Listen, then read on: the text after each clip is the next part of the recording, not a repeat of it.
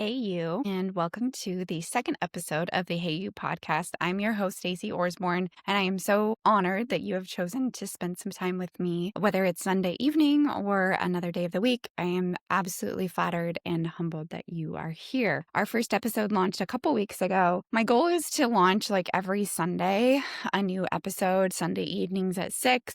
That being said, life happens. I am a busy individual. I am a mom of 3. I have a full-time job. I have children in lots of different activities. I have my own mental wellness and physical wellness to take care of. I enjoy disconnecting as much as possible, and being intentional with my time and my capacity. So there might be some days that I don't make Sundays, which is fine, like last Sunday. So I just wanted to give you a little heads up, or a little debriefing, I should say, on the last few weeks, what's been going on for me personally, maybe having a little discussion on what's been going on in the world, and kind of talking about my upbringing and background, just for those of you that maybe don't know me personally and are just curious, like, where I come from and where my roots are, and how they affect the way that I show up within this space or any space that I occupy. So that's the agenda for today. I'm really excited. I've got some guests kind of starting to get lined up for the coming episodes, and I think you guys are really going to enjoy those too. But again, the premise of the Hey You podcast is to be as vulnerable and as honest as possible. There's probably going to be topics and things that I say on here that there's going to be people that don't agree with me, and that's okay. I love you anyway. You still hold a space here, even if you don't agree with me. I hope that you continue to have the conversation just as I will, within a respectful and kind tone. But overall, like, I'm not here to make everybody happy. I'm not here to make everyone feel comfortable. I'm here to speak not only my truth, but also hold space for other people to speak theirs as well. So if I piss you the fuck off, I'm sorry. It will probably happen, but I love you anyway, and I hope you come back next week. So the last few weeks have been super fun. I started my new job on 2 weeks ago. Friday was my first day, and then it was Labor Day, so I didn't work on Monday, and then I worked Tuesday and Wednesday, and then I left for Florida on Thursday. So those first few days were literally just like getting my feet wet. I know I kind of talked about it a little bit, that I had been on my first roof on that Friday. A lot of my job is going to be, for the next few months anyway, learning from Christina, following Christina and Matt and the other employees that work within that space, but just learning what I can about not only roofing, but siding and decking and gutters and fascia and soffits and ventilation and all of these different things that I never thought in a million years that I would utilize within my skill set. But I'm really enjoying it. I went to lunch with a friend on Friday, and he was like talking about something, and I was like, well, that's a gable on the roof and whatever. And he just like laughed at me like, wow, like, I didn't even notice that you were using terminology that I never heard you speak before. If you need a new roof, or even just like want me to come by and get on your roof and do like a quick little roof inspection, I'm learning still. So if I can schedule some of those where I can get up there and maybe give you some peace of mind knowing that your roof is nice and safe, but also get some reps in regards to like me practicing looking at roofs. That sounds like the silliest thing to ask for, but if you are interested on your home and are interested in getting a quick, like, free inspection, if you will, let me know. You can shoot me a comment or whatever it may be, and we can touch base. But yeah, it's been super fun. Absolutely adore the people that I work with. I feel so supported.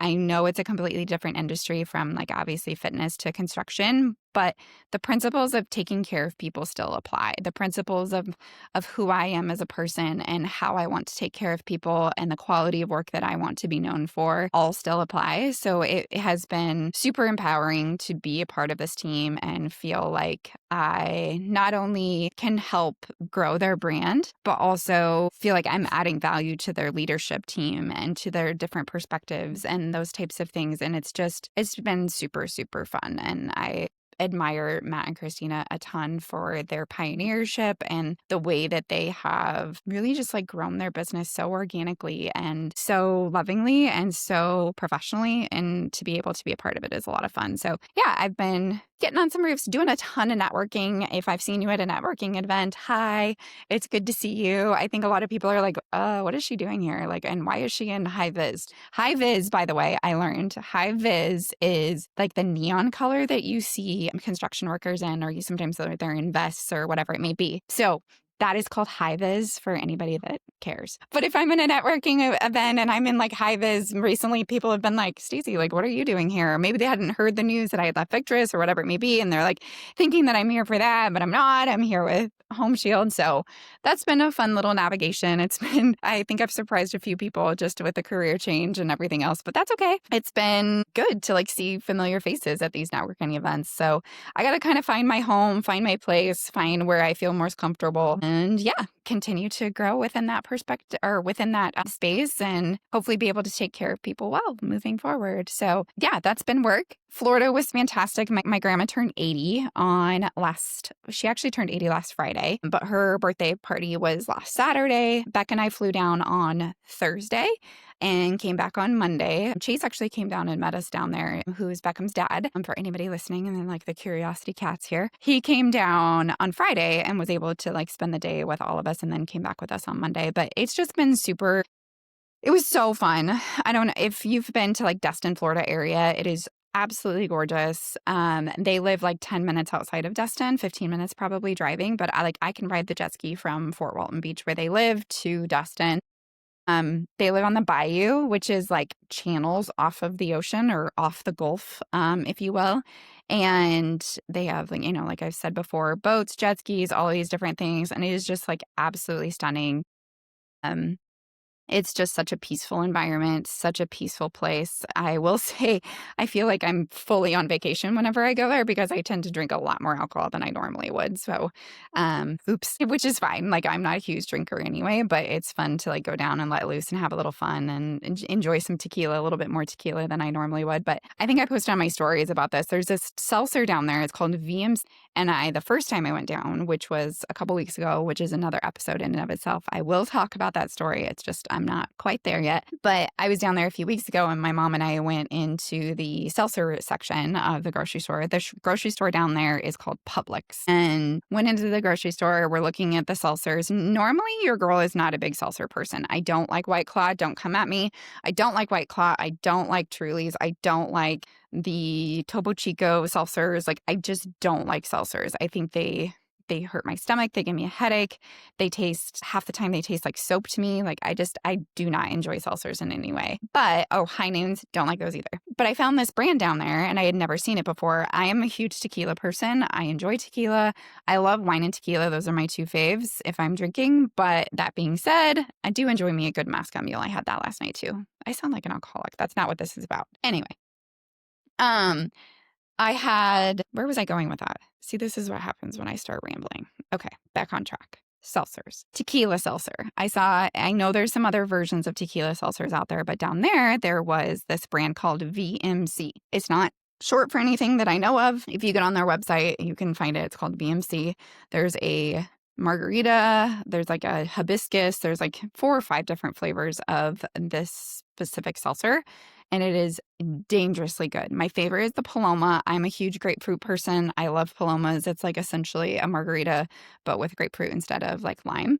And it is so delicious. So when I got there on Thursday, my mom was like, I just bought a bunch of VMCs for you, which a case of VMCs down there was like $12.99 at the grocery stores. And there's 4 in a case of the same flavor.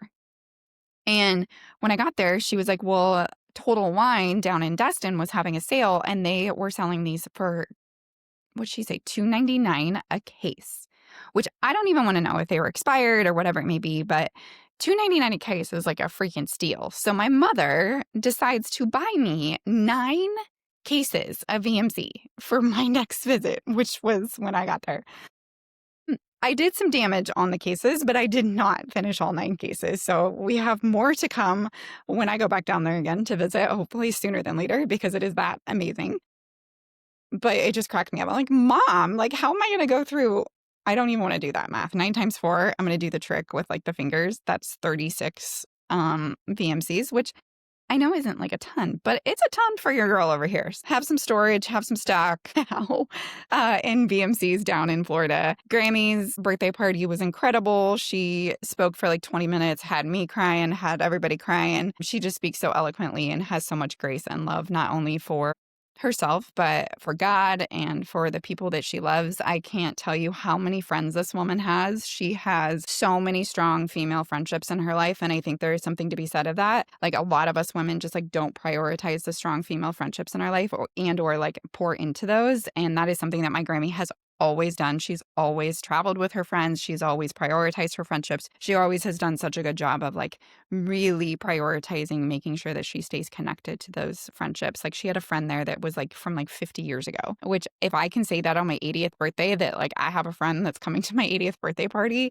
from 50 years ago, like I feel like I am winning in a lot of different ways. So she pours into them. She pours into her relationship with God. She pours into her relationship with her family. Her husband passed away. My grandfather passed away about 10 years ago. He's actually my step grandpa, but just the most amazing man and showed up in my life as a true grandpa in every realm of the word. But he passed away coming up on 10 years ago. So it's just been, she's been navigating life so differently and just has this deep hole in her heart on a personal level for so many years. So to hear her speak to, you know, her journey and how she's come up out of that for the last 10 years, but also last, you know, for the full 80 years of her life was inspiring. I think I've posted on my Instagram before a picture of her and I. She was out here a few years ago and happened to be around when we did some family pictures. And she's like, I'll never forget like, being in her bathroom and watching her get ready, whether it was in the morning or at night, you know, just like watching their skincare routine and watching what this woman that I admire so much and love so much was doing and trying to emulate that myself. But I remember she was like, make sure you always put your cream on your neck and not just on your face. Like, make sure you get your neck too. That's really important. That's going to help prevent aging and wrinkles. I'll never forget that. That was my grandma that told me that. She's told me lots of other things, but I joke that that's like the one thing that really stands out consistently is just to make sure that I put my neck cream on my face cream on my neck just as much as I do on my face. It was a great visit, great birthday party. And then Sunday, we just literally spent the day like laying on the dock at my aunt and uncle's house, my grandma's house, and took out the boat. We went tubing, we went jet skiing. My cousin Brandon was down there. He's like 7 years younger than me, I think, or maybe not that much younger. I don't remember. He's got to be 5 or 6 years younger than me. And him and I took out the jet ski together. I tossed him off once by myself, and then I tossed both of us off twice, and that was a little painful the second time. I like fell right on top of him and knocked the wind out of him.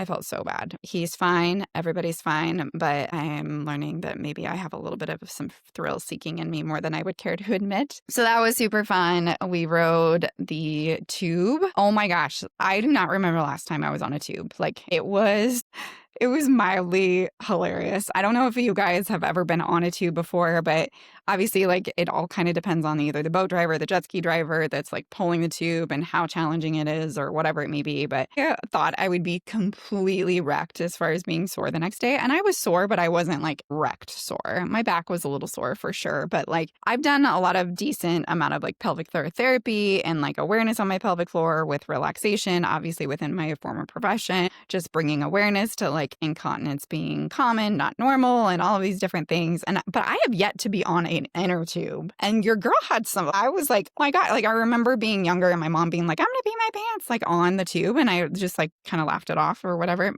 And I for sure was like, oh, this is different. Like I'm gonna call it here because dang, like some of those bounces, like it just hits a little different, a little bit harder than what I was used to 20 years ago when I was on last time I was on the tube probably. So I don't know. It was just funny, like the full circle moments. Like here I am, like I'm no longer in that profession, but now experiencing something that I haven't done in forever, having pelvic floor symptoms. So it's nice to know that I have professionals that I can turn to.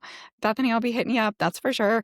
But Yeah, just the tons of full circle moments in my life right now just seem to keep happening. Yes, anything from tubing to a lot of different things. And that's kind of where the idea of this episode kind of came from, was just giving you a background of kind of like what's been going on with me, what I've been doing, what I'm up to. My boys aren't in any sports right now, so it's kind of like a lull. Beck's playing flag football for the Y right now, but that's about it. So it's been nice to just like have some more chill time, not have the evenings feel crazy, not feel like I'm running around with my head cut off. Feel like this is kind of like our time to just kind of like chill and relax. But that being said, like I feel like obviously with the shooting of Charlie Kirk, and like there was just I think that no matter what your political beliefs are, anybody that gets assassinated on such a public platform and such a public way really is absolutely kind of ground shaking, if you will. And one of the things that I think that I have noticed that's coming out of this, like my boys, are on TikTok, or, well, they're not on TikTok, but like I'm sure they've, been exposed to TikTok, or they've,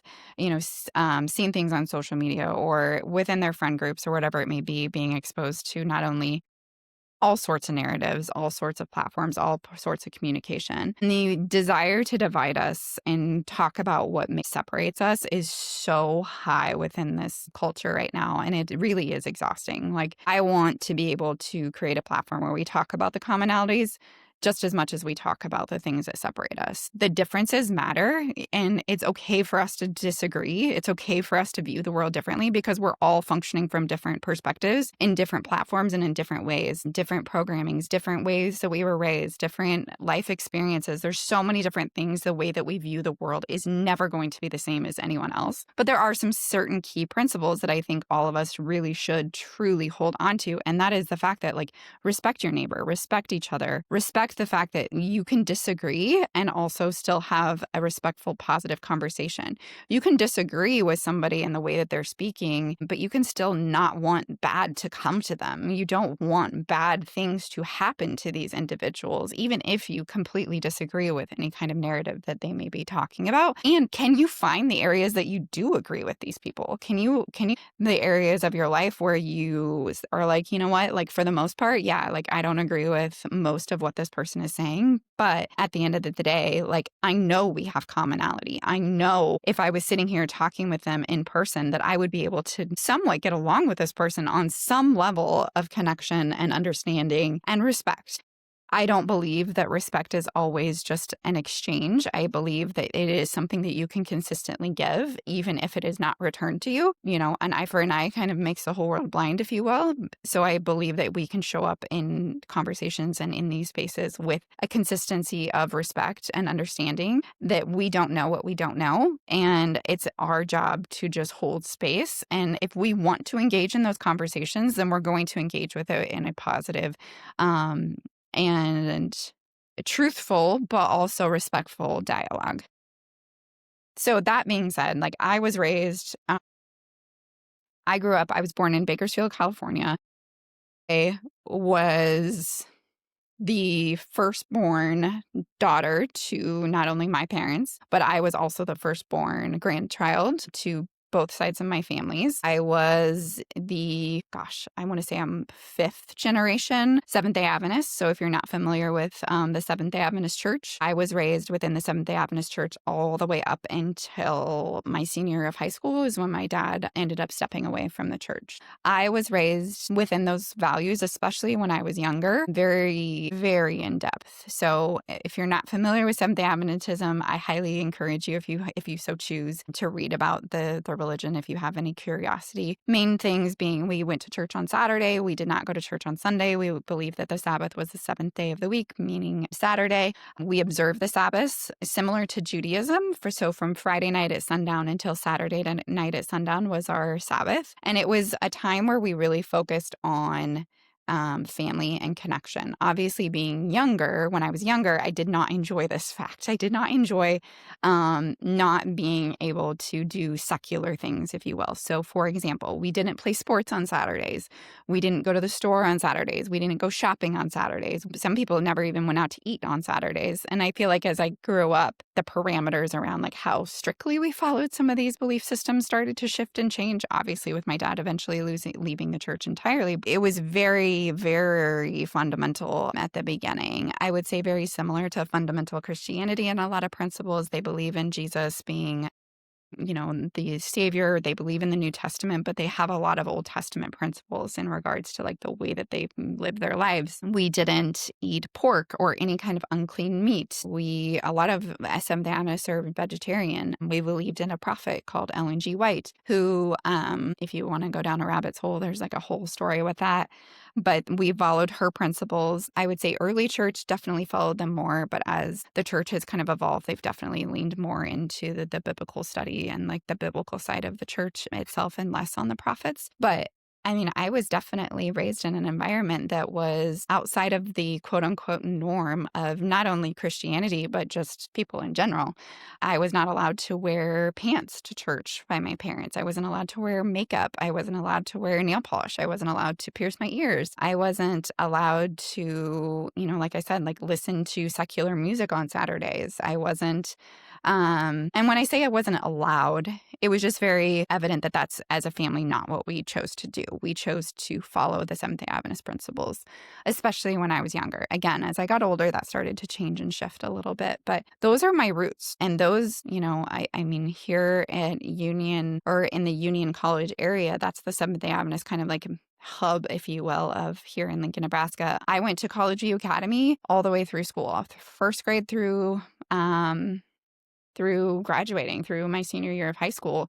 I went to College View Academy. At the time, the elementary school was called Helen Hyatt. I did spend 2 years being homeschooled because my family moved to Toronto, Canada for 2 years while my dad was working on getting his doctorate. But otherwise, like that was the school system that I went through all of my life, essentially, for my school years. My mom works for Union College within the nursing program. She also spent some time working in the humanities program before that. And then my dad was a professor at Union for many, many years. He taught ancient Greek, Hebrew, prophets, and I'm sure plenty of other things. He helped coach the boys basketball team for a while and then also and then was head coach for the girls basketball team as well. So I've definitely was very immersed in a very, very conservative, kind of narrow-minded view of the world, if you will. I can't say that I ever felt I think that it comes with a certain level of, I don't want to say oppression, but a certain level of trying to understand how the way I was raised has affected me today. I am currently on a journey myself right now to returning to church and returning to spirituality and returning to religion in a way that feels comfortable for me and feels safe for me, because there's a lot of really amazing things that come from following and having a spiritual practice and having a relationship with God and leaning into those, family values and the principles that come along with that. But there is, in some circles, a lot of shame and a lot of guilt and a lot of fear-based practices that feel so restrictive and feel so controlling, if you will, that it makes it hard for you to think positively of the bigger picture.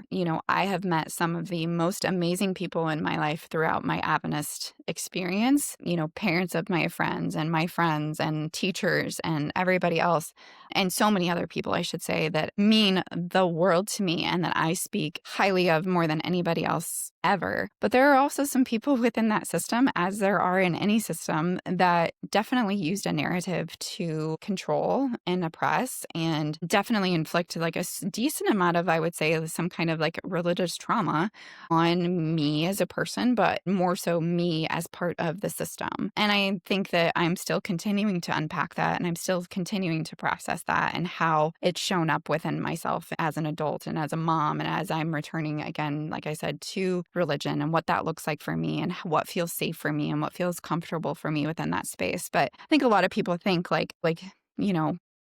yes, I believe in feminist principles, and I believe that women should have all sorts of access to as much, if not more so, in different capacities to experiences as men. But I'm raising 3 boys. I don't hate on men. I'm not a man hater by any means.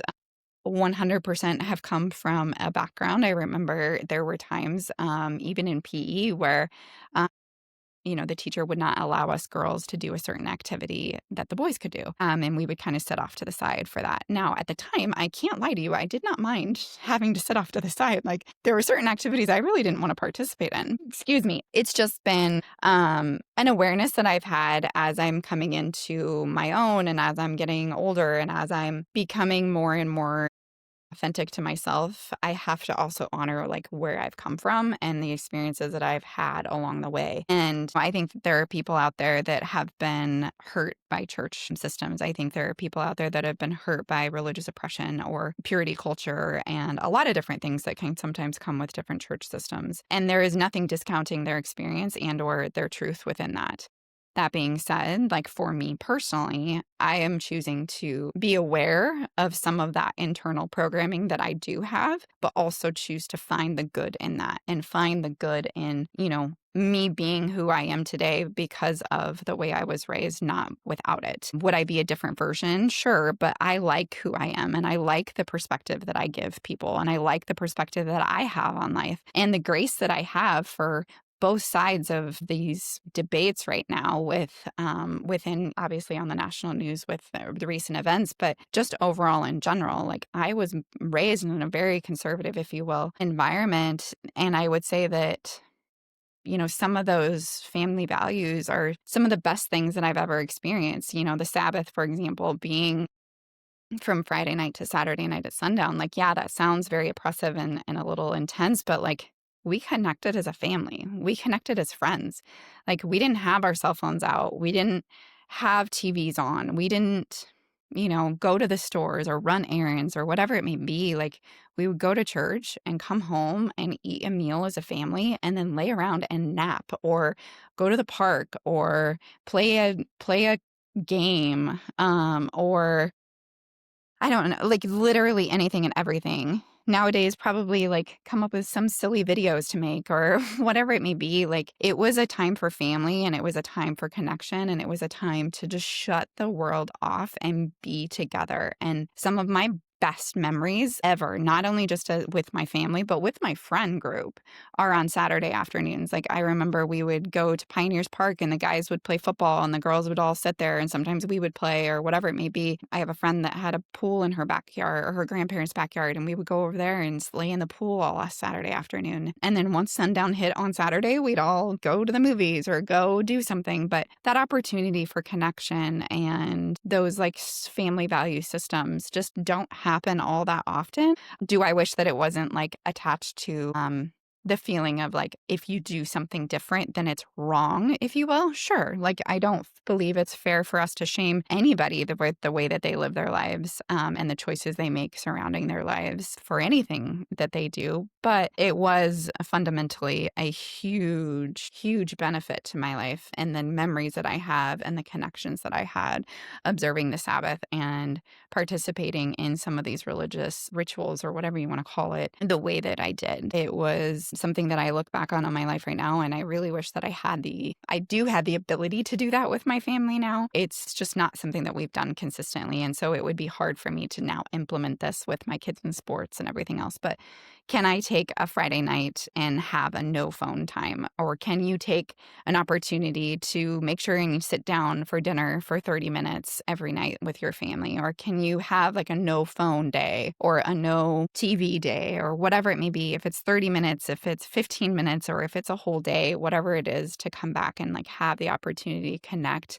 I really learned a lot within that space. And I really am looking forward to being able to kind of implement some of that back into my family structure for my boys and for myself and for any kind of partnership that I hold within my life moving forward. Yeah, that's a little bit on my background. I know this is like, I'm really trying to keep these episodes like 30 minutes, 45 minutes tops. I don't want to get into like a whole like lengthy debate on a whole lot of stuff and continually like information overload you guys. But I just wanted to give my perspective a little bit on where I came from a religious standpoint, where think I'm going. It will be a different conversation, but I hope that if you take anything away from this conversation, it's just you don't know where people have been. You don't know where they're going. You don't know what their experiences are, what their traumas may be, the way that they were raised, the way that the experiences that they've had in their life. You don't know, why someone is making the decisions that they're making or why someone may hold a different belief system than you do. But at the end of the day, I commend you for speaking your beliefs. I commend you for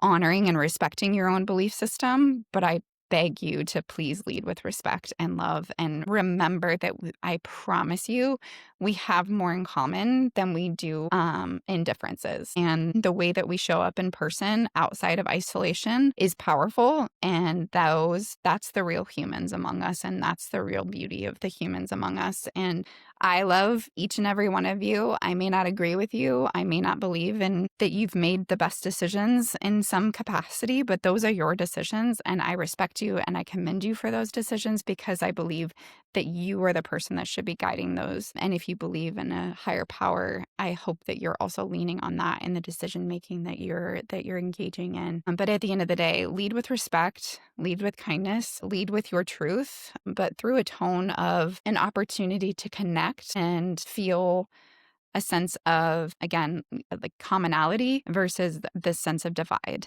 And I think that's, if we're looking for those connecting points and the commonality between us, I think we're going to go a lot further in life than if we're consistently looking for the differences between us. So I am going to cut the episode off there. Thank you for tuning in. I really appreciate you taking the time to listen to me babble for 35 minutes. And I will see you all next week on another episode of the Hey You podcast. Lots of fun things to come. And as always, please, please, please continue to lead with love and respect and understanding that we are all on our own human experience and we're all doing our best at the end of the day. So cheers to you guys. Happy Sunday and go Chiefs.